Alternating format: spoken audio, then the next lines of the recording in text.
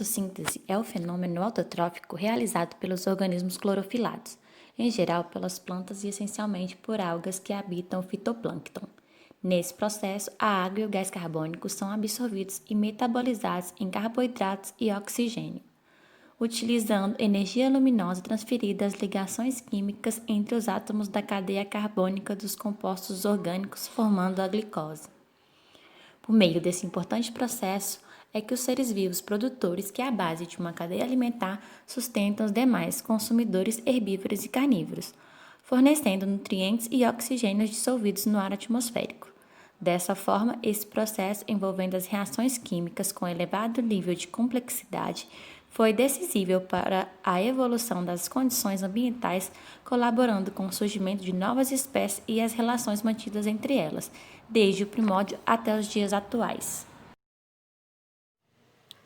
O seguinte experimento envolve a realização da simulação do processo de fotossíntese e a capacidade dos organismos fotossintetizantes em absorver o gás carbônico e liberar o oxigênio, com consequente produção dos combustíveis celulares carbonados.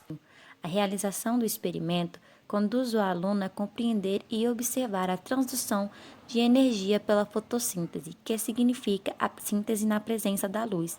Nesse processo, a planta transforma 12 moléculas de água mais 6 moléculas de gás carbônico em uma molécula de glicose e 6 de oxigênio. Para este experimento, nós vamos precisar de um recipiente transparente, um pouco de água, uma colher, bicarbonato de sódio, folhas de alguma árvore, no meu caso estarei utilizando a folha de mangueira, e também uma fonte de energia luminosa, estarei utilizando o celular.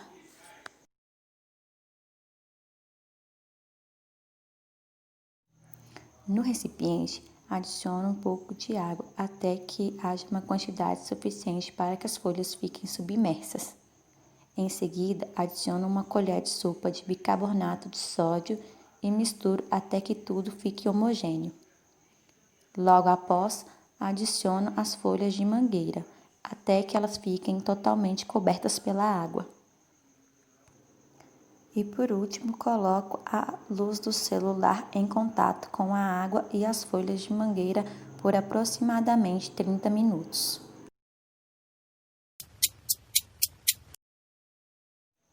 Passado algum tempo, observa-se a formação de bolhas.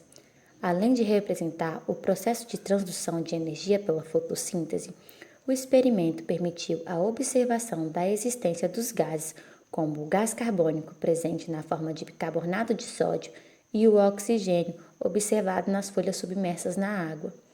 As bolhas de ar surgiram porque o bicarbonato de sódio providenciou à planta o gás carbônico e a fonte de luz proveniente do celular ofereceu às plantas os elementos necessários para a realização da fotossíntese.